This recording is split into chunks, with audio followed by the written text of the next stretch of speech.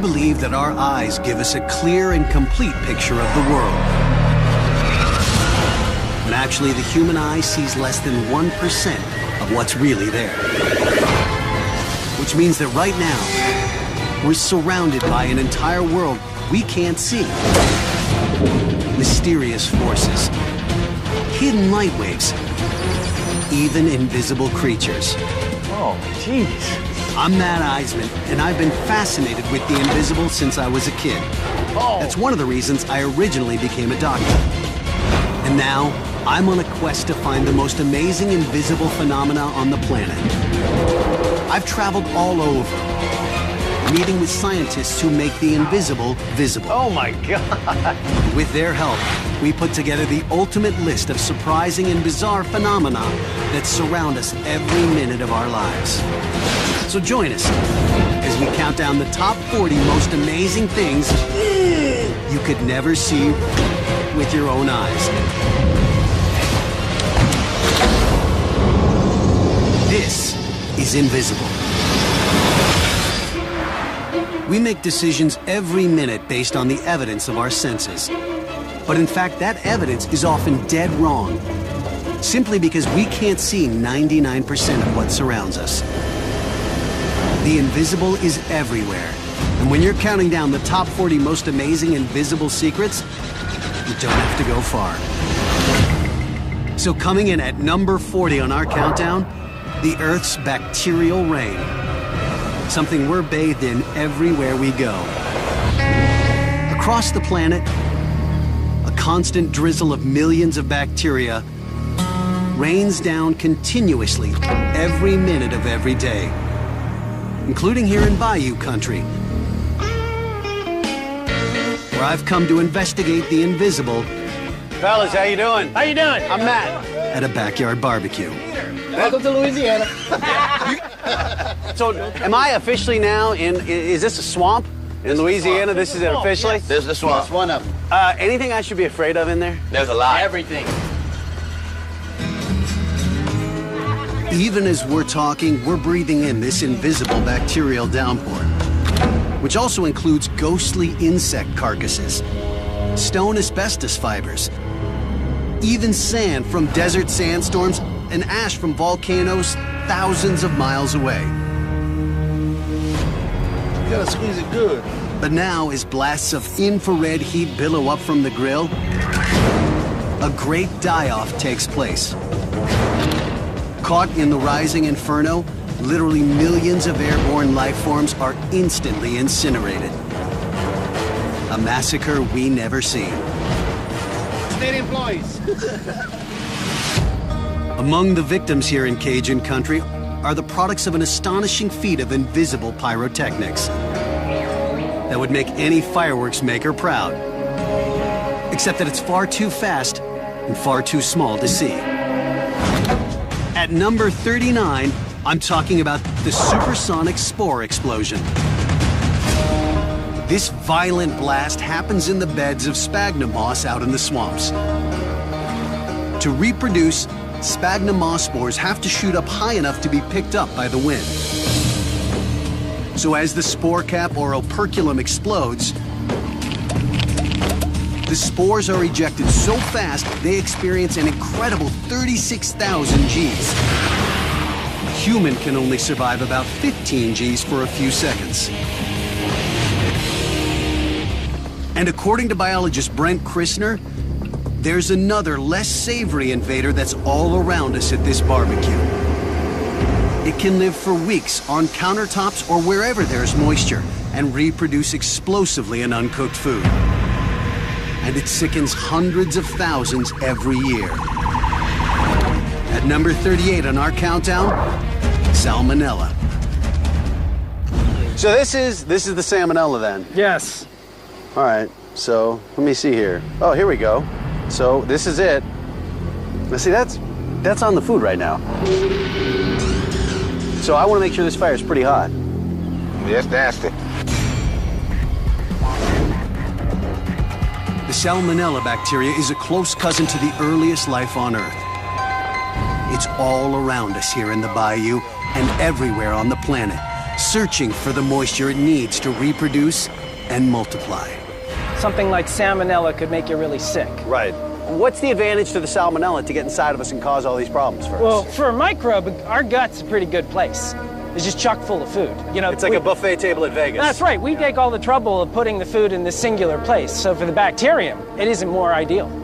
So Bryce's belly is really, that's got to be like the Bellagio of buffets. Oh, yes.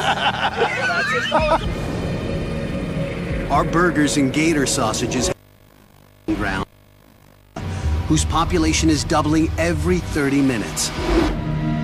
But as soon as the meat reaches 200 degrees, that population explosion is destined to crash.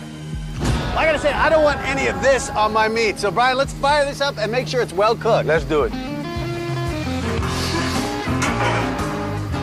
While we wait for the food to cook and the salmonella to die, Brent and I head into the yard to reveal the next 4 things on our countdown.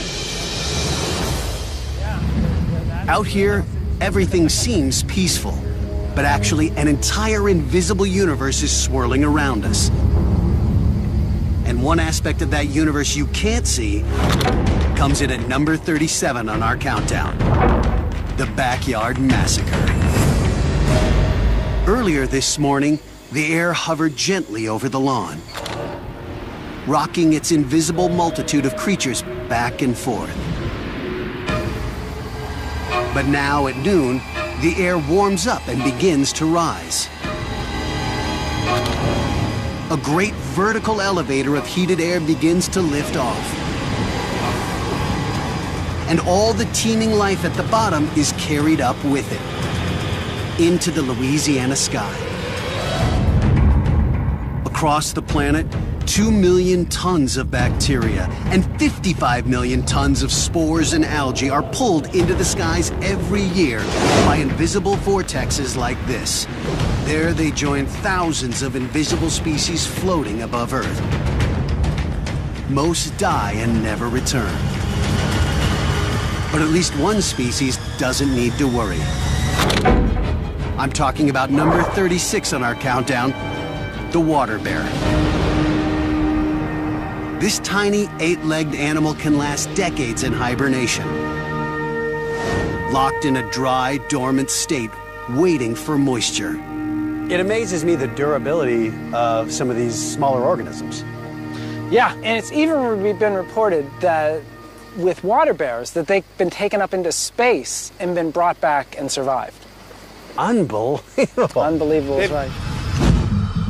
The ability of water bears to survive in space and then reproduce back on Earth has scientists wondering what kinds of hostile conditions can support life, and even whether or not life might have arrived from outer space. Now a drop of dew wakes up the water bear from hibernation. Legs pop out, and he begins to breathe. But suddenly a puff of rising air blows him into the vortex. He shoots up with everything else and simply goes back to sleep. There's a good chance he won't make it back to Earth until later in this century, when a tiny drop of sweat from one of your grandchildren might wake him up again. But not all backyard creatures simply bide their time up in the sky. What one of those creatures does when it gets up there has literally transformed the face of the Earth.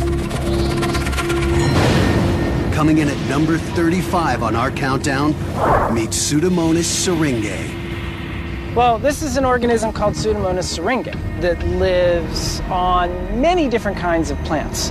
And it actually has a protein that is on the outside of the bacterium that binds water molecules in a fashion that mimics the ice crystal structure.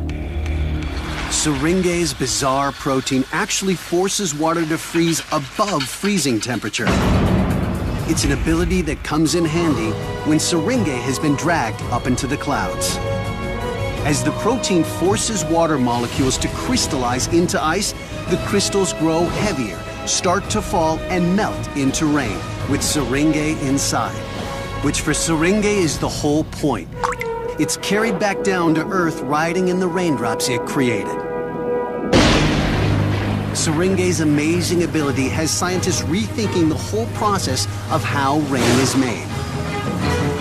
They used to think that every raindrop begins by condensing on something solid.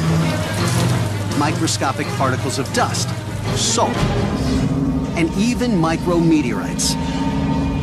6,000 pounds of invisible micrometeorites hit the atmosphere every day. Many get caught in clouds where water coalesces around them and they fall to Earth.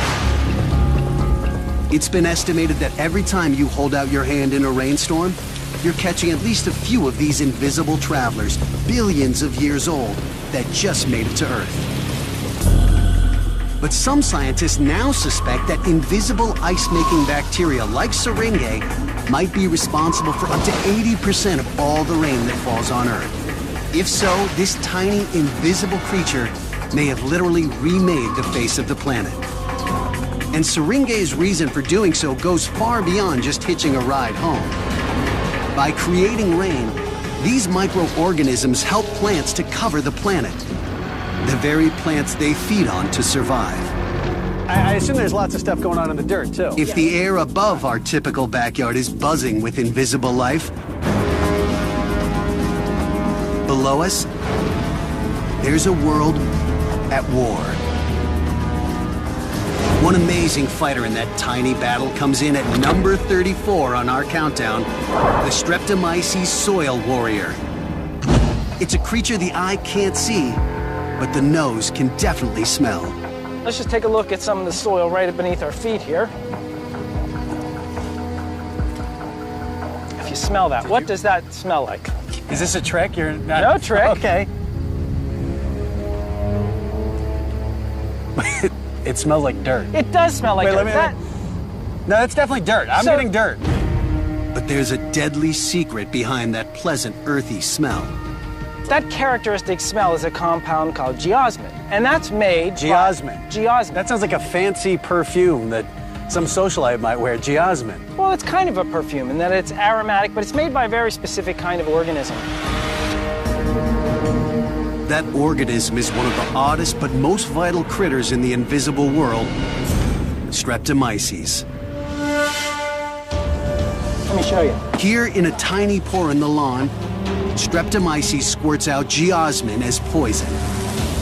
It's his way of warding off predators from the bacterial world, a miniature form of gas warfare. And it works. His enemies wither and die. But then the poison wafts up into the air, producing an unexpected byproduct. Streptomyces gas is the major component of the fresh, healthy smell of soil. So what you're talking about then, to me, is there's really gang warfare that's going on in this soil right here. That's exactly right. And by the way, innocent-looking plants aren't above a little gas warfare either. So coming in at number 33 on our countdown, the killer tomato. We don't usually think of the tomato as a murderer, but consider this. When a bug bites a tomato plant, the wounded plant counterattacks, producing proteins that block the bug's digestion. As the deadly chemicals flood into the bug, it begins to weaken and starve.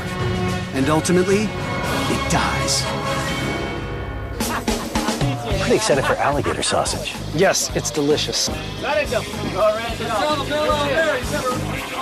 Back at the barbecue, It's smelling good, Brian. the heat of the grill has done its work.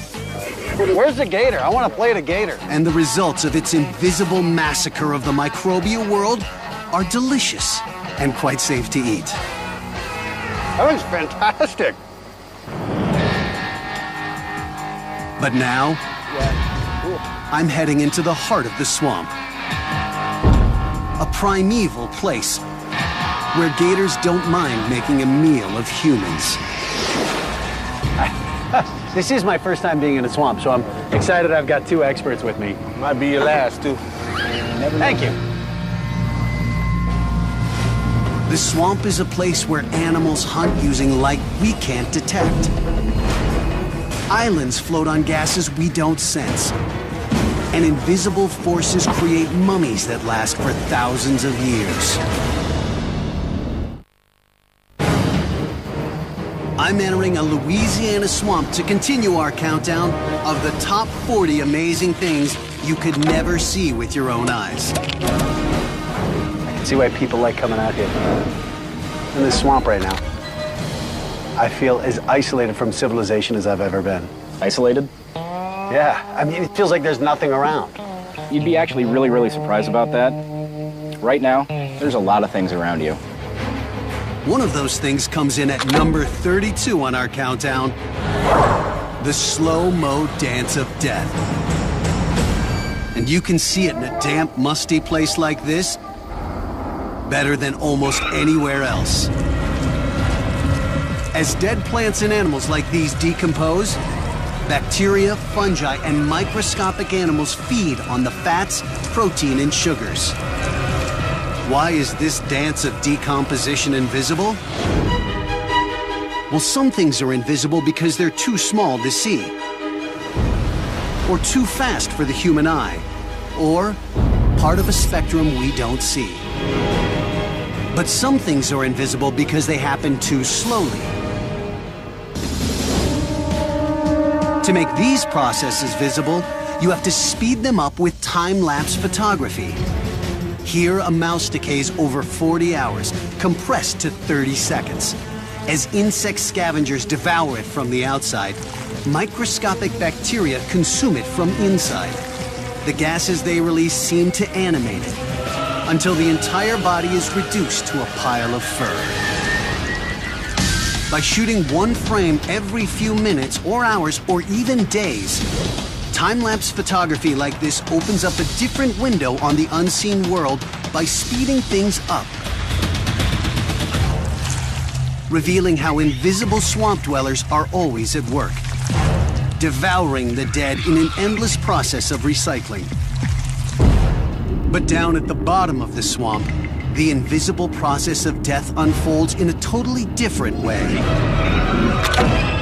Which brings us to number 31 on our countdown, the swamp's mummy-making machine.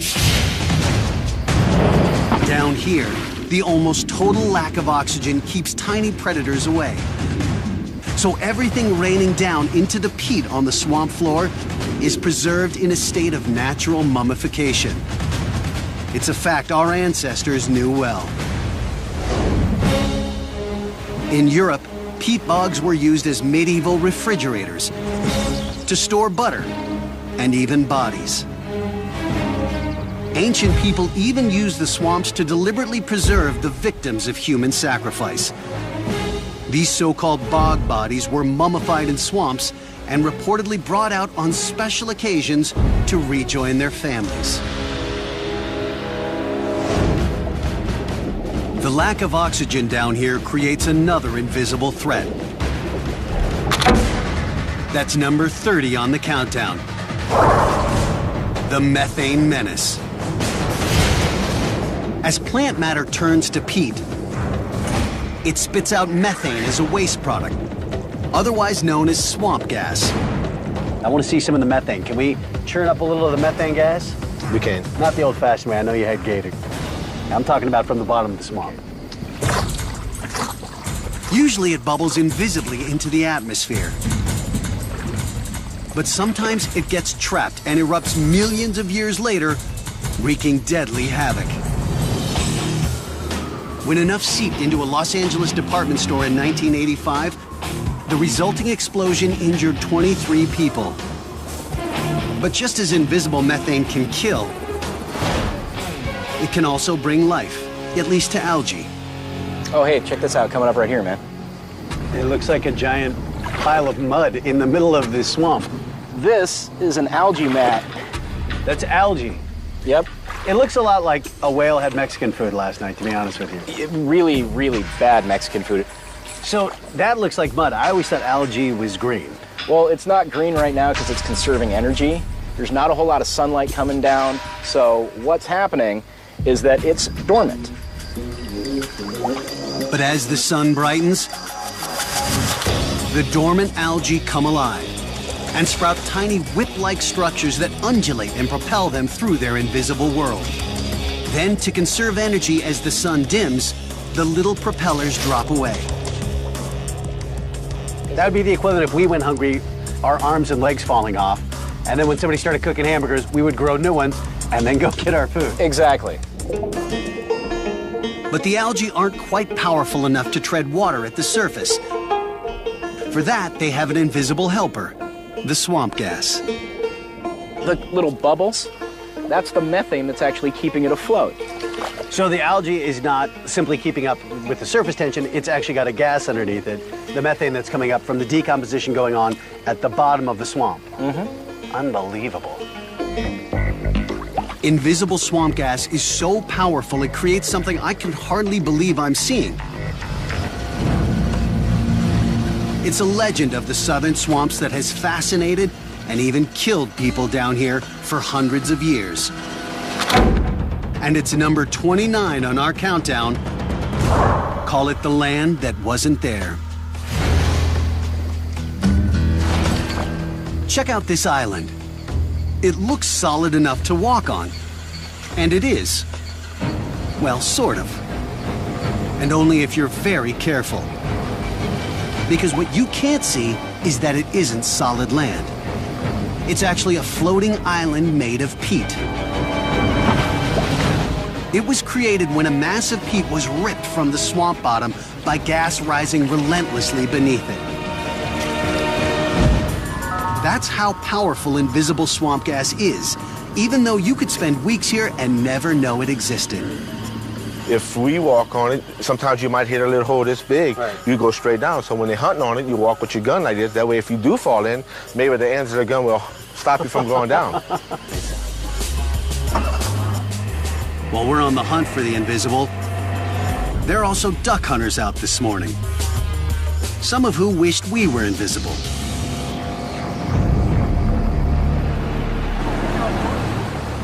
Shooting. Shooting what? We trying to hunt ducks. Come on, Brian. Well, why you come like that and almost make us wreck? Make us what? Nothing. That's ridiculous, man. Y'all go. You got all day to film, dude. All day. I was glad when that guy disappeared. But I was disappointed that one creature had remained out of sight. Until now. So we've got an alligator out now.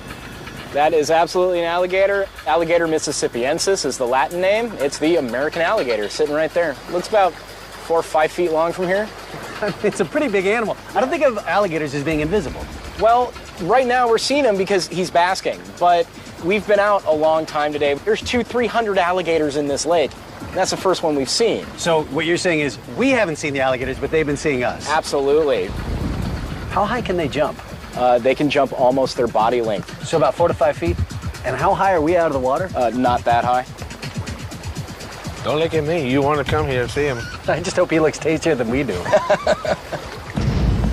Like every living thing on Earth, the gator emits a force we never see. But it's vital to existence, even for cold-blooded critters like these.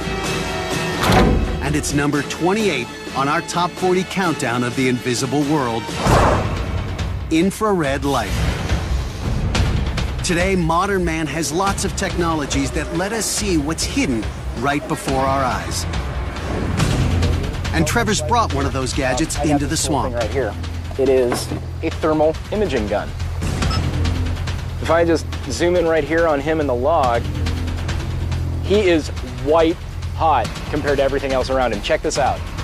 Point it right at him. Oh, wow. He's absorbing all that heat energy. He's regulating his body temperature. Very effective at taking in the heat. Extremely effective. They're ectotherms. They have to use the environment around them in order to regulate their body temperature. Completely invisible to us, infrared light is part of the electromagnetic spectrum that bathes us every moment of our lives. But the fraction of that spectrum we can actually see, visible light, is almost inconceivably tiny. Less than 1/1 billionth of a percent. If the whole electromagnetic spectrum were a tape measure stretched around the entire circumference of the Earth, visible light would equal less than 1 inch.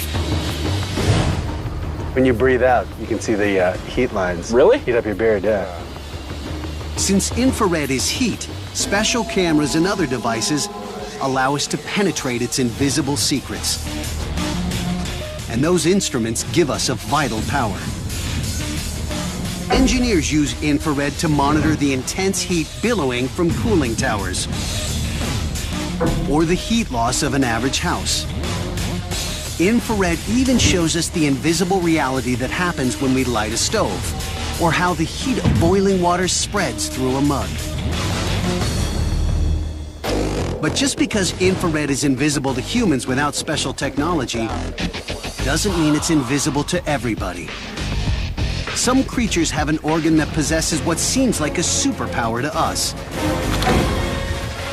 At number 27 on our list, eyes that can see infrared. These murky waters obscure the deadly water moccasin. This killer is a member of the pit viper family, which also includes rattlesnakes. They're called pit vipers because of tiny pit organs on either side of their heads that can actually see invisible infrared rays emitted by their unfortunate prey. To us, this rodent might be hard to see. But to the pit viper, she looks like this. Impossible to miss.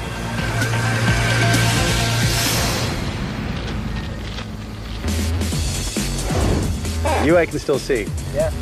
You cold-blooded louse, not much, not picking you up. I'm not human. You are what you eat. That, huh? We're gonna get out of here before that gator realizes we just ate his cousin for lunch.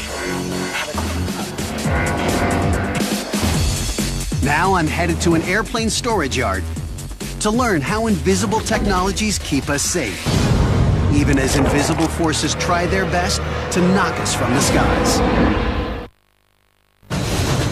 We're counting down the top 40 most amazing things invisible to humans. Now we leave the swamp for the skies.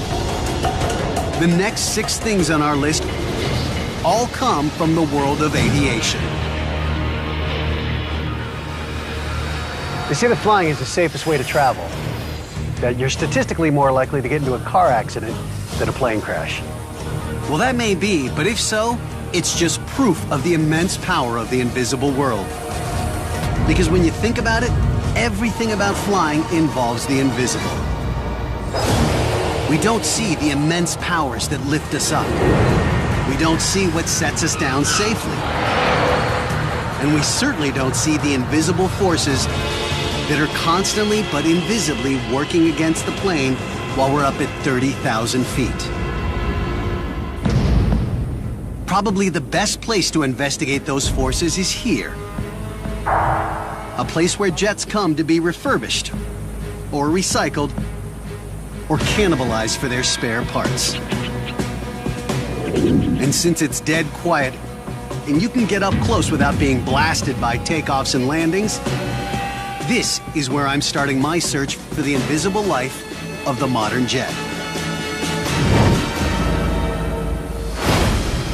Beginning with the basic question. How does thrust actually lift a plane into the sky? The answer is number 26 on the countdown.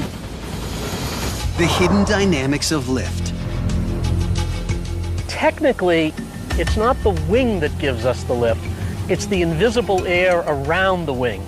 The curve of the wing forces the air on top of the wing to travel a longer distance. As the plane taxis down the runway, molecules of air race over the curved tops of the wings faster than underneath. Air pressure over the wing drops, and the plane is literally pulled into the sky. At the same time, as air molecules smash into the flatter underside of the wing, they push up, like when you stick your palm into the invisible stream of air outside a car window. At about 1 pound per square inch, multiplied by the 835,000 square inches of a jet's wingspan, This enormous lift is as real as anything we can see. But maybe because we can't see it, a lot of us are nervous when we fly. So you've explained how the wing gives us lift, but what I want to know is, how does this thing stay intact with those forces? Oh my God. This is compressible. I have beer cans that are more rigid than this. Well, trust me, this aluminum skin is quite a bit thicker than a beer can, but it's still not very thick. At altitude, this becomes much more rigid because the fuselage is very, very much like a balloon. As we climb above 8,000 feet, air pressure outside the plane slowly drops, while the pressure inside stays high. The plane's body begins to expand like a balloon, adding about 1% more space to its interior, though unfortunately, not to our legroom. Then as the plane comes down, it gently deflates. But all that inflating and deflating is wreaking invisible havoc on the plane's fuselage. A process that's number 25 on our countdown, metal fatigue. As the plane expands and contracts with every takeoff and landing, the stresses form millions of tiny invisible cracks in its skin. Each is about 1 millimeter long and much thinner than a human hair. Over time, small cracks occur, and after about 30 or 40,000 landings, those cracks can begin to merge together. Radiating from rivet holes, from any edge like a window or door, and from unseen tiny defects in the aluminum, the stress fractures eventually merge. The aging plane is literally falling apart, invisibly. Which is why, even though these planes look normal to the naked eye, they were eventually taken out of service. What happens if these cracks merge in the middle of a flight at 30,000 feet? You're actually going to get a failure. A piece of that. Okay, what's a failure? Sounds like a metaphor here. We're cleaning it up. A polite way of saying what? It's a polite way of saying that if the microscopic cracks grow large enough, they produce a disastrous effect. The pressurized air molecules start to rush out.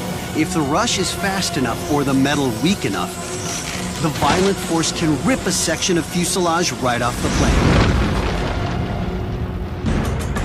In one frightening incident over Hawaii in 1988, Aloha Airlines Flight 243 suffered metal fatigue, corrosion, and explosive decompression at 24,000 feet. The entire top half of the aircraft's skin, from the cockpit to the forewing, was ripped off. But incredibly, although 65 were injured and a crew member was killed, the plane still landed safely. So absolutely it has happened, but obviously very, very rare. One of the reasons it's so rare is that airlines carefully monitor and keep track of every jet's takeoff and landing, always knowing when to service it or retire it. But another reason is that most planes are made of an aluminum composite with an amazing power that comes in at number 24 on our countdown, the incredible self-healing metal. When you scratch a sharp piece of metal against a piece of aluminum, invisible strips of aluminum peel off. In metals like iron, invisible scratches like these allow rust to develop.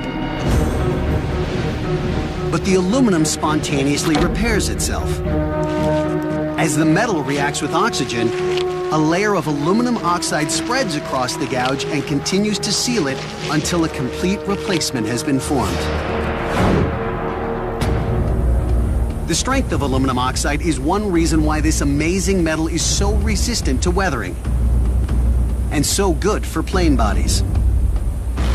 Planes are also designed so that the tiny microscopic cracks don't interconnect and don't line up. As a result, in-flight failure is now so rare that it's one invisible hazard that virtually never happens.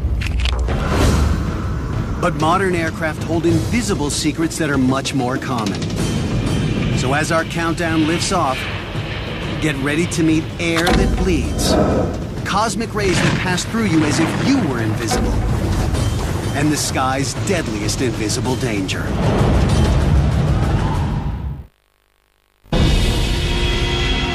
We're counting down 40 of the most amazing things invisible to humans, including things high above the Earth on a plane. Now it's time to fasten our seatbelts and experience the hidden forces that surround passengers in flight. And just my luck, I get a middle seat.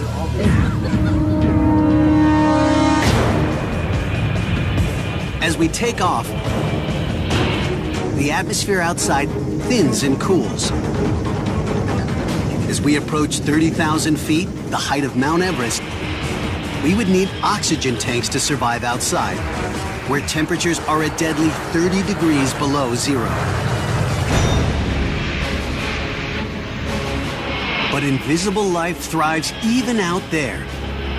Some of the water bears and other backyard creatures we met on the ground have made it this high and are floating around outside our windows, oblivious to conditions that would kill more than 99% of life on Earth. But the biggest surprise on this flight is what's happening inside the plane. Here, the very air I'm breathing holds an invisible secret. And it comes in at number 23 on our countdown, bleed air. So where does the air come from on a plane? Do they have tanks of oxygen? No, the air actually comes from the outside air. It's compressed by the compressor at the front of the jet engine. A little bit of that air is fed into the plane's ventilation system.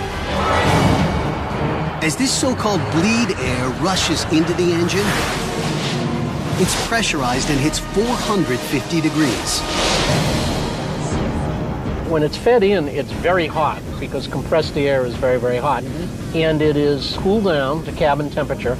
It's mixed with cabin air, it's filtered, and then it's passed through those vents.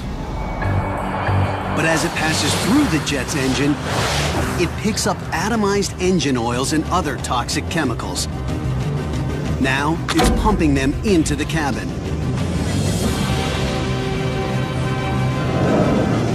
Most experts think this is harmless. But some argue that these invisible particles can lead to headaches, vomiting, and fatigue. About 100 suspected incidents are reported each year.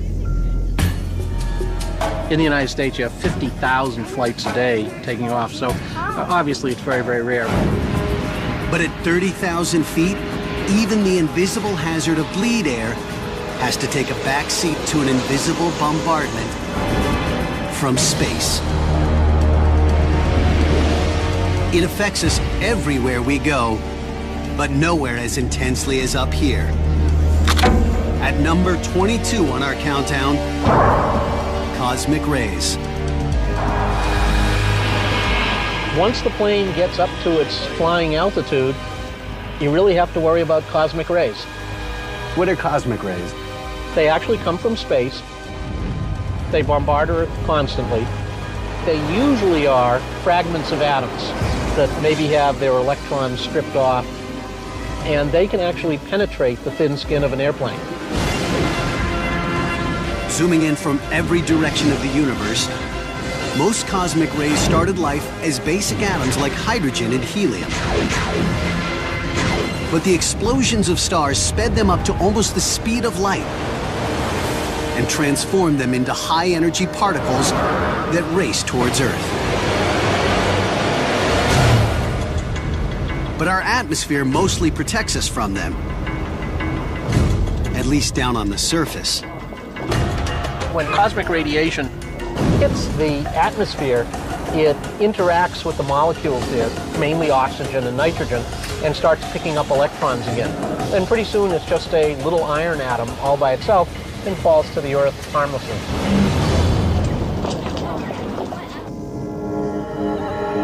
But up here at 30,000 feet, close to space, it's a different story. If you take a transcontinental flight, you're getting roughly the radiation of a chest X-ray, or maybe half the radiation of a chest X-ray. But as scary as that might sound, many experts argue that even frequent flyers don't really face any increased health risk from exposure to cosmic rays. One thing about radiation in general is if you eat a healthy diet and you avoid unnecessary radiation, then you can afford to spend your radiation budget on a plane. But however you spend your radiation budget on a plane, you're eventually going to land. And when you do, the invisible world will be right there waiting for you. In fact, it's living in you and on you. So when our countdown continues, prepare to meet the strangest invisible creature you've ever encountered. Yourself. Smoke. People can only see less than 1% of what surrounds us. 99% is invisible. So we've been counting down the top 40 amazing things invisible to humans. And one of the most incredible and sometimes disturbing of those invisible things is us. Our bodies are worlds unto themselves. We even have our own atmospheres, churning air and debris all around us, fueled by the heat of our core. As we walk through life, we remain blissfully unaware of the billions of organisms that call us home. Welcome to the invisible planet of you, and you are not alone. A great place to meet these creatures is here. An everyday barber shop in a small town, as Professor Gary Settles knows well. There's the barbershop. All right, perfect. He's an expert in the science of the invisible. Fellas, how you doing? Hello, how are you? The barber shop looks clean. The air seems clear. But Gary knows that even the cleanest of environments cannot avoid being contaminated by the strangest but most common pollutant in our homes. It's number 21 on our countdown, human dust. Here's an experiment you can do at home. Take your finger and run it across maybe the top of the refrigerator, Right. and you pick up this grayish, kind of slippery house dust. Dust, yeah, it's pretty common stuff. 70 to 90% human skin. In fact, 30 to 40,000 dead skin cells are raining off my body every minute. They float up around me and ultimately settle to the floor, but not for long. Our discarded skin is a feast for harmless but creepy-looking creatures that share our homes, our offices, even our beds. And who come in at number 20, dust mites. Dust-eating mites are all around us. Millions in a single pillow. So these dust mites eat our dead human skin and then excrete allergy-causing crap, literally. That's right. This is terrible. I gotta show these guys. Hey fellas, check this out. So Gary was just telling me that we're constantly shedding our skin. And this is the object that's eating it. That's a dust mite. Wow. So that lobster-looking thing, those are invisible. There's a buffet going on around us, a smorgasbord. All the skin that's sloughing off, these guys are feasting on. Oh, jeez. You know, these are descended from spiders, arachnids. They've got 8 legs, just like a spider. I don't like spiders either. I certainly don't like dust mites. Just glad they're not on my face. I don't like the idea of spiders crawling around on me. I hate to tell you this, pal, but there are some things like that on your face. His face? Uh-huh. What Gary's talking about is one of the most surprising aspects of the invisible world. The fact that we humans are host to a universe of organisms, whether we like it or not. Not millions, but billions of creatures live in us and on us. And it all starts with number 19 on the countdown, your incredible bacterial skin. Okay, I'm looking close and all I see is my incredibly good-looking mug. What am I missing here? Well, if you could see the microscopic view, your skin would look like a surface of an alien planet. My skin was only sterile once, when I was in the womb. Then the moment I was born, I began to be colonized. And now the hair follicles on my skin's surface hover over a busy metropolis teeming with millions of bacteria. Luckily, most of them are not only harmless, they actually help by crowding out more harmful bacteria that would otherwise take up that space and potentially make me sick. But bacteria are one thing. Actual living, breathing animals are another. And I'm about to come face to face with an animal that makes its home on my face. Prepare to meet number 18 on the countdown, the eyelash invaders. Take a good look at your eyelashes. Okay, kind of lush. And you probably don't want to hear this, but there are some little creatures living in there. Oh, come on. Demodex funiculora. They live in the hair follicles, and they're little mites. They may be little, but there sure are a lot of them. About 2 million are living in the roots of my lashes and eyebrows, feasting on skin oil and dead cells. They come out at night to mate while you're asleep. Oh, you're kidding me. So while I'm being restful, these guys are getting busy on my face. That's right. I gotta be honest, all this talk of all these organisms that are on my face, calling it a planet, calling it home, I just want to get rid of them. Dave, I need a shave. But as I'm about to discover, even something as simple as getting rid of facial hair is a pretty horrifying operation when you pull back the screen of the invisible. So at number 17, get ready for the hidden horror of the shave. The razor seems as sharp as, well, a razor. But what you can't see is that it's really as jagged and blunt as a rusty rake. Now we're gonna start eliminating the unwanted flora and fauna on my face. Or at least giving me a smoother, Every last one of face. them. My dry hair follicles are as strong as copper wire, so the shaving cream dissolves their protective oils, allowing the water to seep in and soften the keratin. So right now the Demodex think there's just a foam party going on like Cancun in spring break, right? You've been down there, Gary. Come on, Professor. Now we're using the axe. There we go. As the razor glides over my skin, it feels smooth enough. But what I can't see is that it's actually wreaking invisible havoc. We've all seen those graphics from razor commercials, but here's what's actually happening. So from the point of view of the bacteria, this is like the giant blade from space, coming down and chopping all the trees. My flesh doesn't fare any better. Gashes tear open in my skin and fill with tiny oceans of blood seeping from my broken capillaries.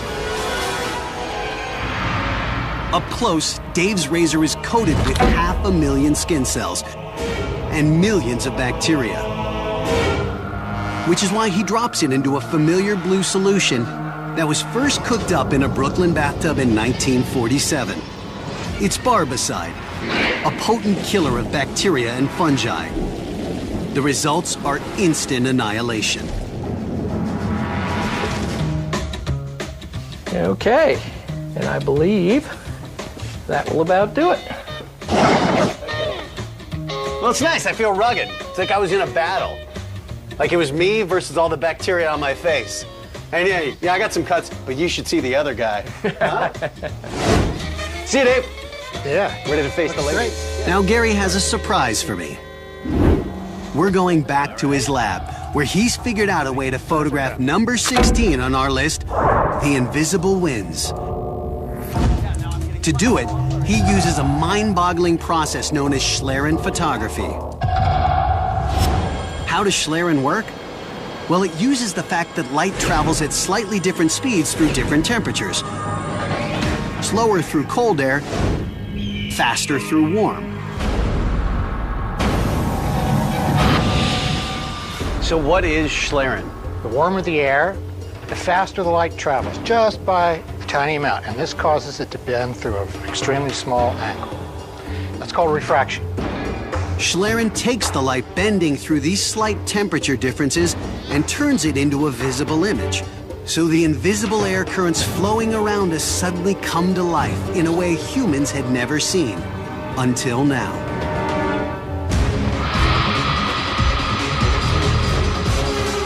Gary and his graduate students have explored the otherworldly effects of Schlerin photography on our everyday mundane actions.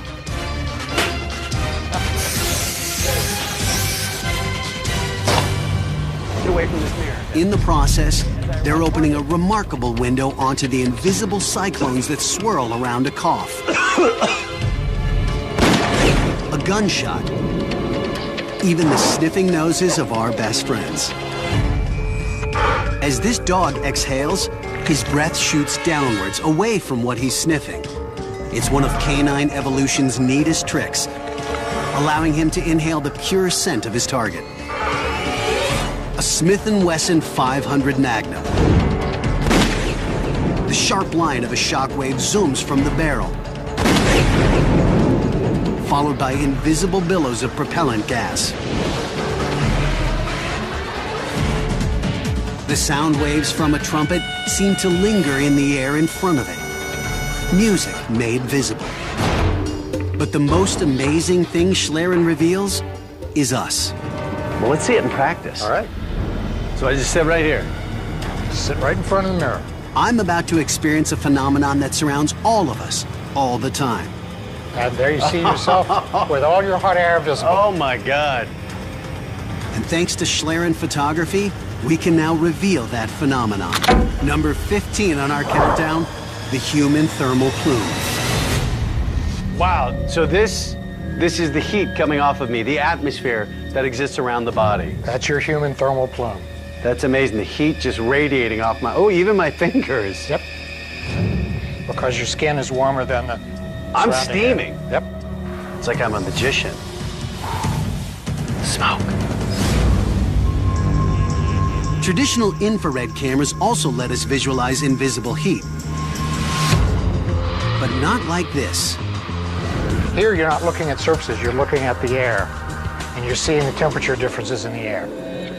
So what happens when we introduce extreme heat? I've got a little cigarette lighter Start here. first with the butane, and just let a little butane out, and you can see that so now I'm just pushing the button down. The butane is heavier than air, so it should fall. It gets caught up in the warm air, though, but yeah, you can see it. You can see it coming down. Okay. It's getting caught up in my plume, huh? Butane is denser than air. It gets caught in your plume. Then when you light it... Wow. Oh my God. It looks like Old Faithful. That is unbelievable. And so that's not butane. This is literally just the hot air rising, and it gets turbulent. Now, when we look at my plume, it's much less dramatic, and that's because it's got a greater heat differential. It's a lot hotter. This is amazing. I can wow. And so I can manipulate this flow of hot air now. Yeah. So this is physics at work. Physics made visible. When you spray it, you'll see a very turbulent. The amazing invisible reality that Schlerin reveals can only be photographed in places like Gary's lab. But similar forces are swirling around us every minute of every day, including in our cars, where they turn air into a deadly force, melt the very rubber of our tires, and turn a racetrack into an illuminated wonderland you never realized was there.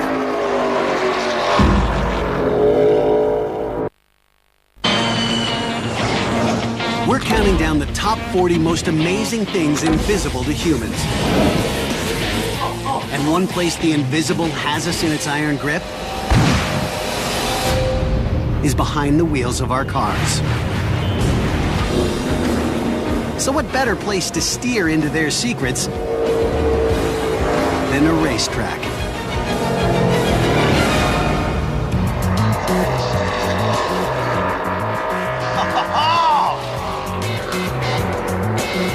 Deandra! Matt.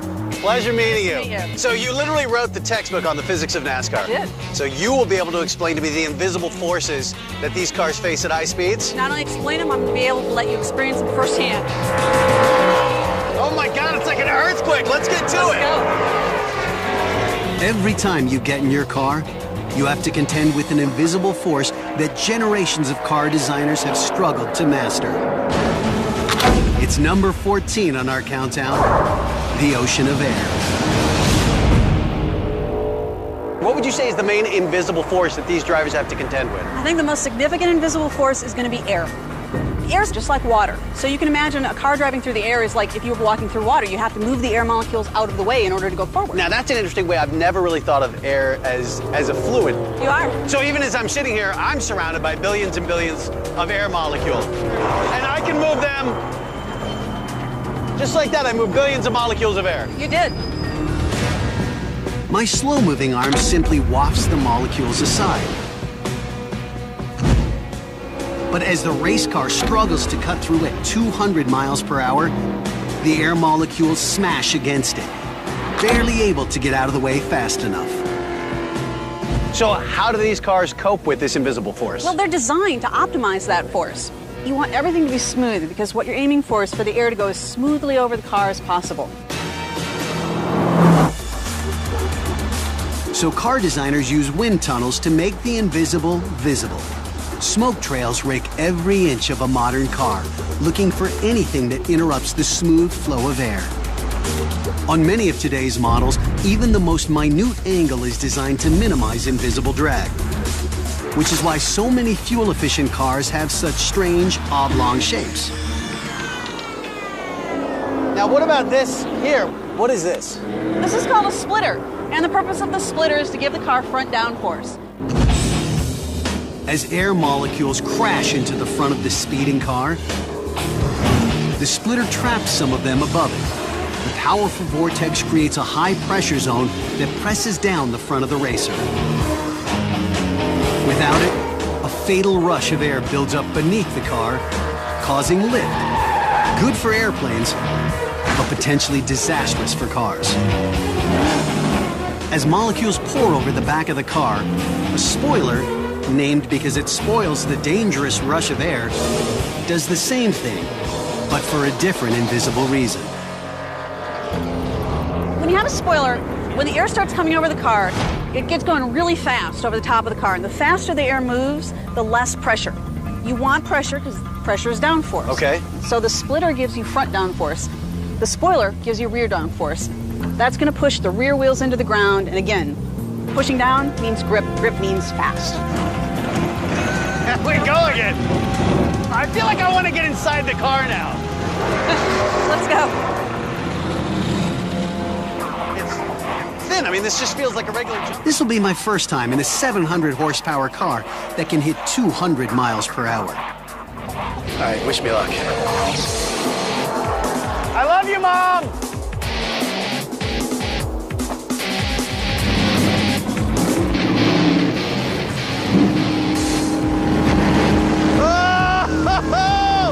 Oh, baby! Wow!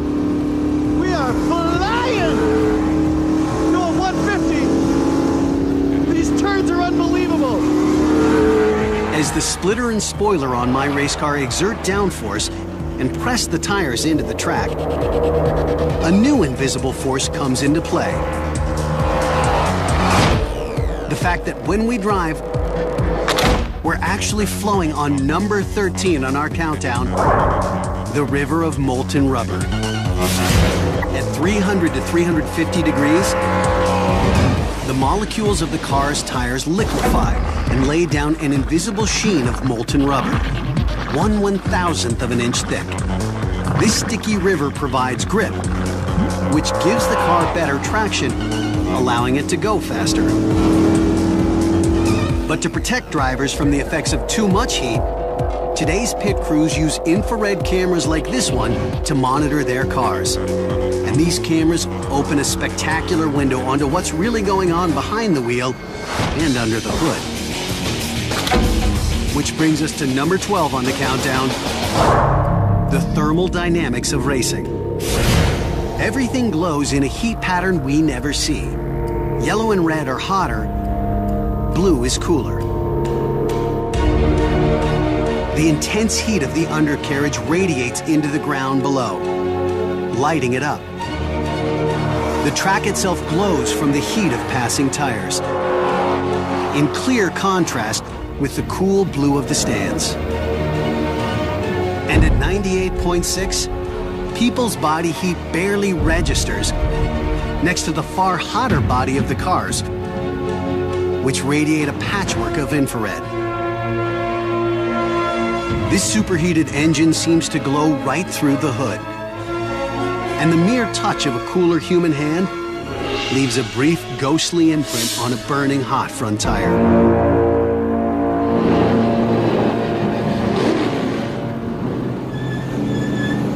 That was awesome. Oh my God. How was that, man? That was unbelievable, Blair. Those are the most fun invisible forces I've ever experienced. You did good. You made us proud. Yeah, good. So what are we looking at here? Well, this is the infrared of your tires after you got off the track. So this is the heat signature we're looking at, essentially, of the tires. Exactly. So I'm looking here. Now, this tire is the hottest.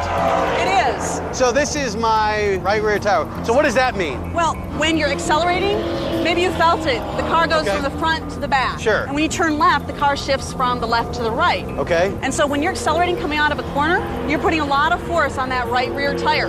So if you're really coming up off the corner, then the right rear tire is going to get real hot. If the left front tire had been really hot, that would imply that you were braking real hard going into the corner. No way. So that means I was driving aggressively. That means scientific proof that I am a man behind the wheel of a car. That felt like a race car driver out there. It took mankind thousands of years to develop technologies to peer into the invisible. But here's another secret. Some of our fellow Earthlings have had technologies like that all along, built in. So as our top 40 countdown races to #1, get ready for magnetic sensing bugs, carbon dioxide seeking mosquitoes, what really happens when you're stung by a bee. Ow. And oh yes, why it's virtually impossible to swat a fly.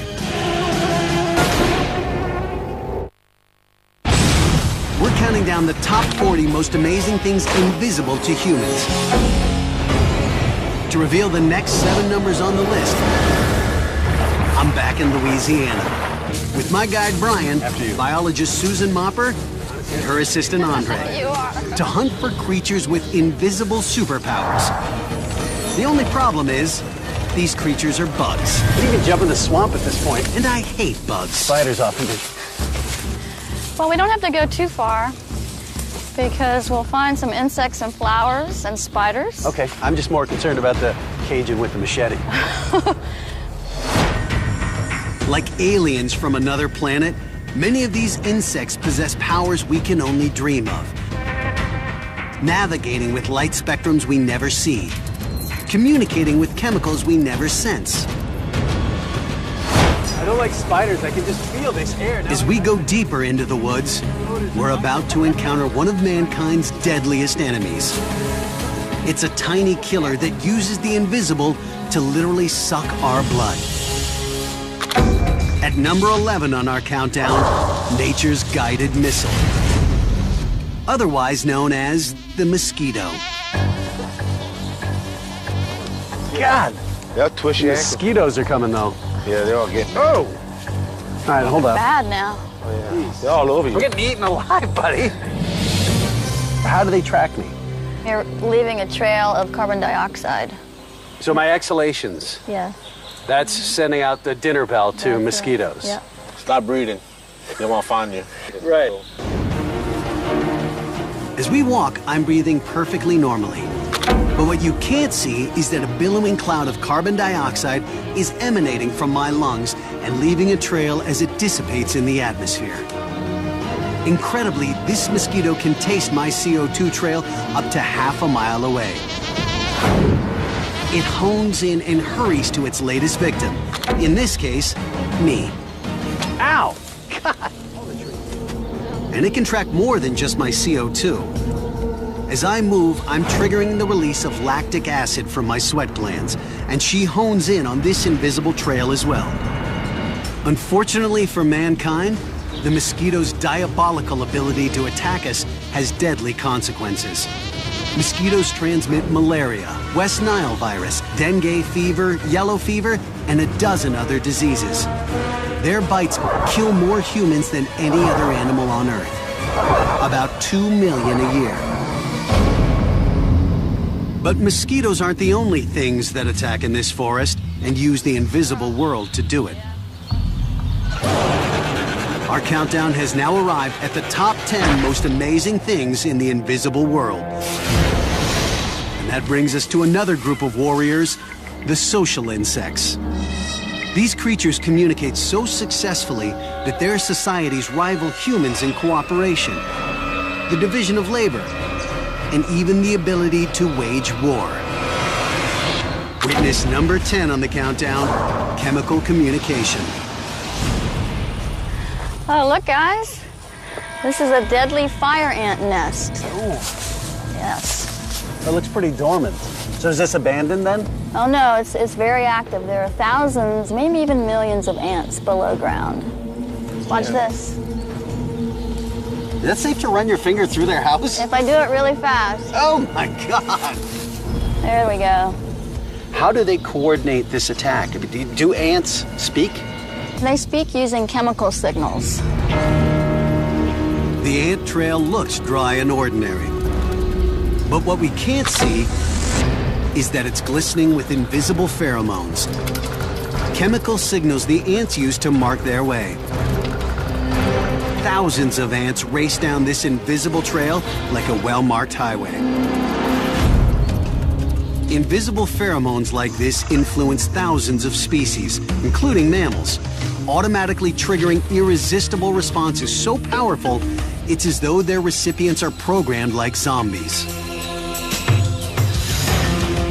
The impulse to gather, to mate, to calm down, and to flee, all are programmed by an invisible shower of pheromones. As we move deeper into the forest, we have to struggle to see the invisible world around us. But we're being watched every step by millions of eyes. Okay. Is that a spider or a horse? Oh my God, that thing is huge. That's a spider. That's a garden spider, a variety of garden spider. What's amazing is I can barely make out the web. That web must extend 6-7 feet. The web is virtually invisible, so insects will fly right through it and get caught. It's hard to miss this huge garden spider, but what we can't see is that all around us, thousands of tiny, invisible spiders are weaving away in just this 100 square feet of forest we're investigating.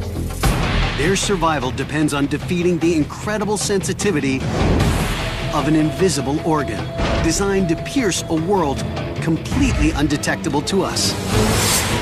You're looking at number 9 on our top 40 list, the greatest eyes on Earth.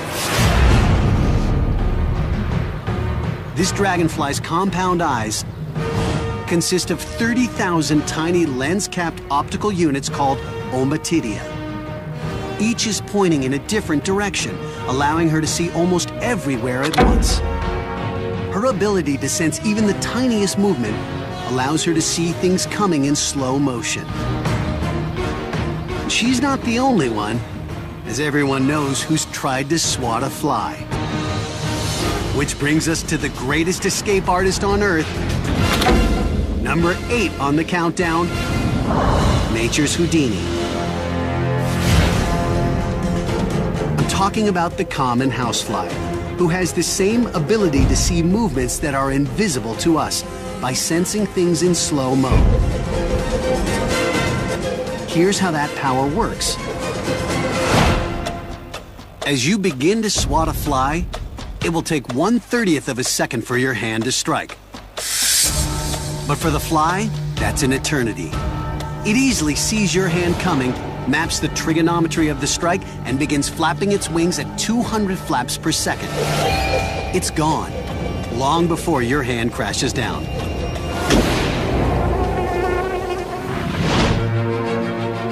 But eyes like this, designed to detect the slightest movement, are not very good at seeing stationary details, a fact that's lucky for the spider,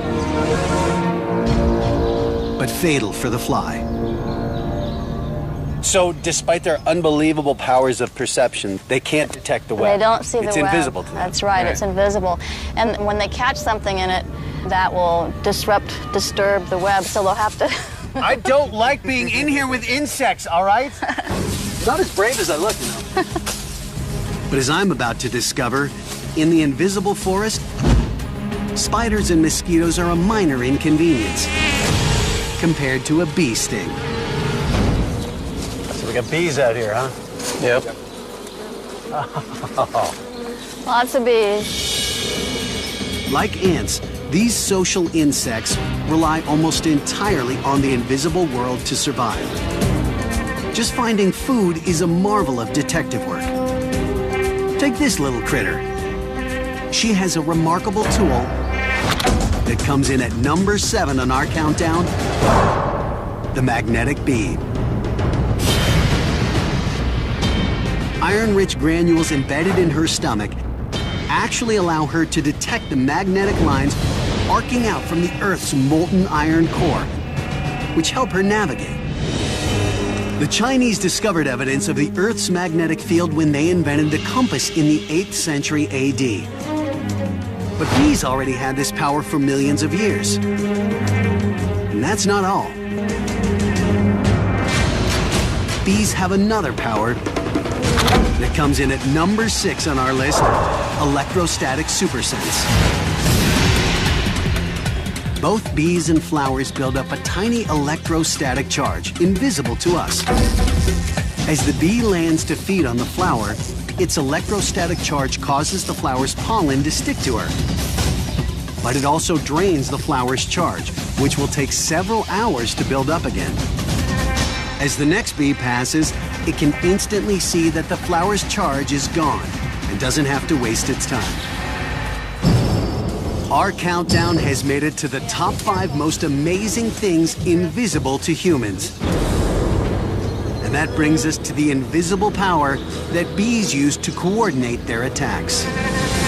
Something so devious that a modern high-tech Air Force can barely match it.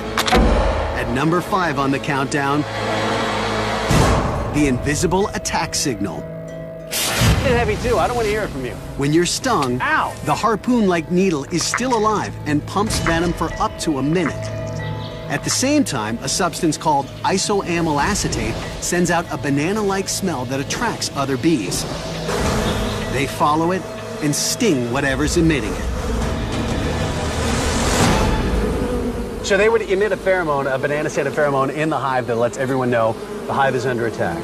It's kind of like a daiquiri. They know party time. Let's fight. The ability of insects to use and manipulate the invisible would transform our human lives, if we had such superpowers.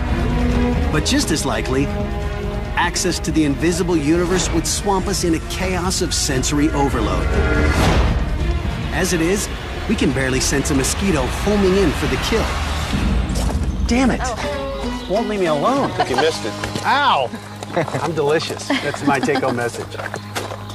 But there's another take-home message about the invisible world that I'm about to discover as our countdown zooms to number 1. And to find out what it is, I'm going to take a lot more punishment than a mosquito bite.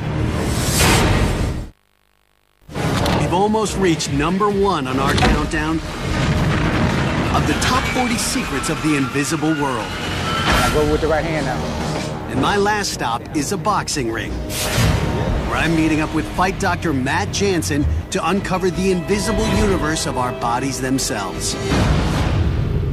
And I'm gonna do it by taking a punch to the face from one of these guys. Invisible changes have thickened their bones and given them lightning-fast reflexes to harness a storm of chemicals that give them near superhuman strength and endurance. Good.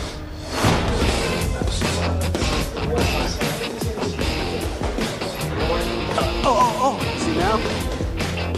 Lawrence. How you doing, sir? I'm Matt, and who's our fighter here? Danny. Danny's our fighter. So, Lawrence, what are we doing right here? Well, we're wrapping hands. What we're trying to do is get the young man ready for a sparring session. Now, when Danny throws a punch, he's going to be accelerating that punch with his arms, his legs, his back. there's gonna be hundreds of pounds of force. When those hundreds of pounds of force hit my face, it will be too fast for the human eye to see what's really going on. But today we brought along a device that reveals the invisible worlds we miss in the blink of an eye.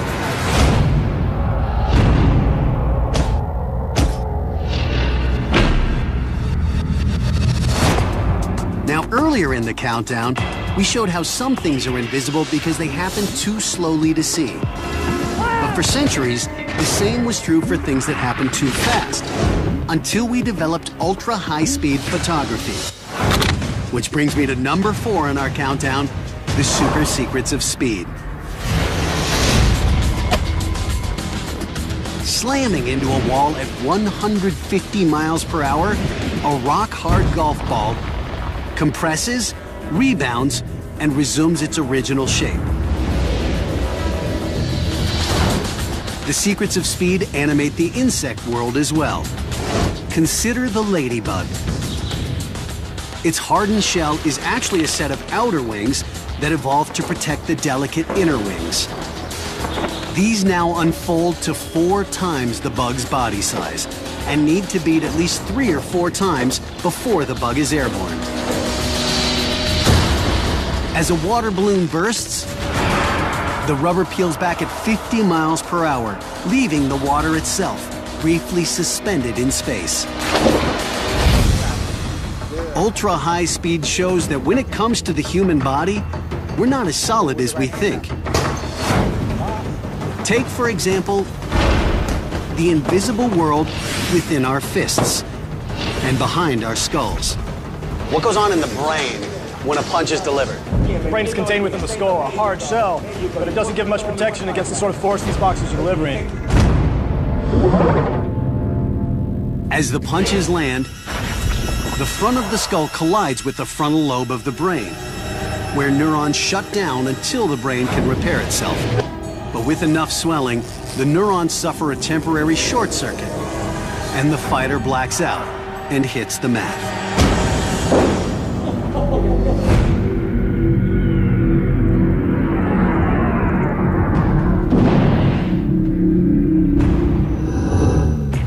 But what happens on the inside is only part of the invisible equation of a punch. Thanks to ultra-high speed, you're about to see why this next phenomena is number 3 on the countdown, our incredible fluid flesh. So which one of you guys is gonna punch me? Who hits harder? I do. Let's do this, Danny, you and me, buddy. Here we go. And remember, I said I'm a big fan of yours, right? I'm stepping through the rings for the first time in my life. So I'm about to get punched in the face. The last fight I was in, I think, was 6th grade. And I'll be honest, I've never been punched in the face. This has never been struck with a fist. Left hook, right hook? I don't know. What's left hook? So left hook, left hook. But I have to say, I do want to see what happens, what these guys go through, so I'm willing to experience this. As long as I don't pee my pants and end up knocked out, I consider this a victory. Okay, is everyone ready? Ready? Yeah. Yeah, we're doing monitor up here. So, let's do this. Roll sound. Left hook, right hook? I don't know. We're almost at number 1 on our top 40 countdown of the greatest hits in the invisible world. This is among the worst decisions in my life. But before we get there, I'm about to take a pretty major hit myself to demonstrate number 3, our incredible fluid flesh. Okay, is everyone ready? Here goes nothing. Let's do this. Roll cameras. Roll sound. Action!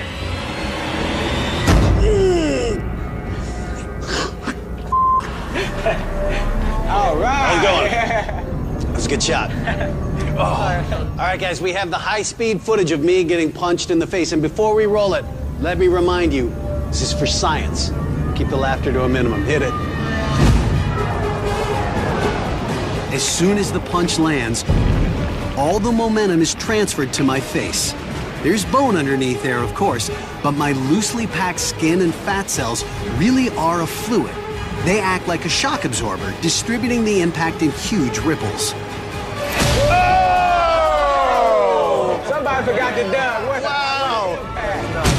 The bony bridge of my nose is immediately displaced.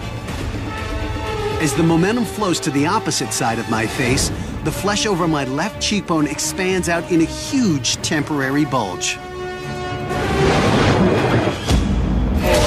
Somebody forgot to dunk. Our understanding of invisible processes like this took a giant step forward in 1895. German physicist W.C. Röntgen was experimenting with cathode ray tubes and noticed they emitted a strange green-colored light even through the heaviest black paper. When he photographed his wife's hand using this light, he made a revolutionary discovery. It could penetrate flesh, but not bone. Röntgen's discovery of X-rays transformed our understanding of the invisible world beneath our skin. But it was only when scientists put X-rays into action that they exposed something that people had been in the dark about for centuries. At number 2 on our countdown, the secret motion of life. The amazing flexibility of a foot, ankle, and leg can only be seen this way. As the knee flexes, the kneecap seems to float over it like a separate entity. And motion X-rays have taught us just as much about the invisible life of animals. A three-toed sloth, the world's slowest mammal, shows off its impressive ability to grasp a branch, a useful talent since it spends its entire life in trees. And an iguana is an excellent climber, thanks to a flexible shoulder that lets him pivot his legs inward. The delicate hand bones revealed in X-rays have to be strong when doing something like, for instance, punching me in the face. Röntgen named his discovery the X-ray, with X standing for unknown. Today we know that X-rays are simply part of the electromagnetic spectrum. But now, as the countdown comes to an end, get ready for something that's truly unknown and so staggering that it stands as perhaps the greatest mystery in the cosmos. The fact that 83% of the universe is made of something that's completely invisible.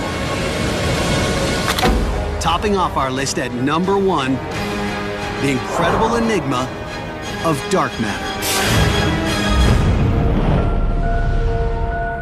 Beginning in the 1930s, astronomers discovered something very disturbing about the universe. The galaxies were not moving through space the way the laws of gravity would predict.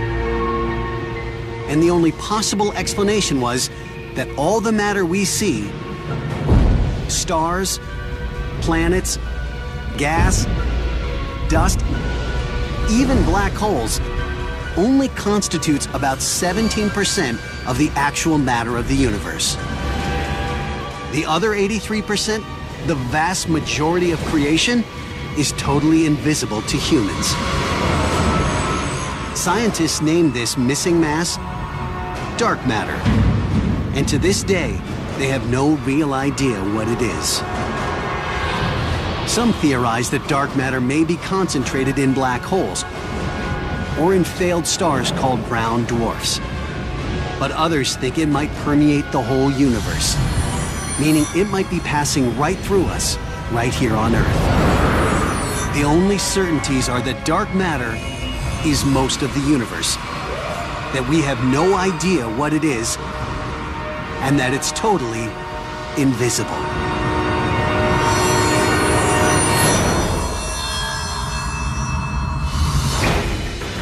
So that's it. My journey into the top 40 greatest wonders of the invisible world.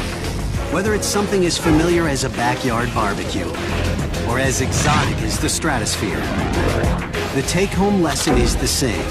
We're surrounded by an invisible universe that's as surprising and unexpected as anything we can actually see. And the more we discover about its hidden secrets, the more amazing the journey becomes.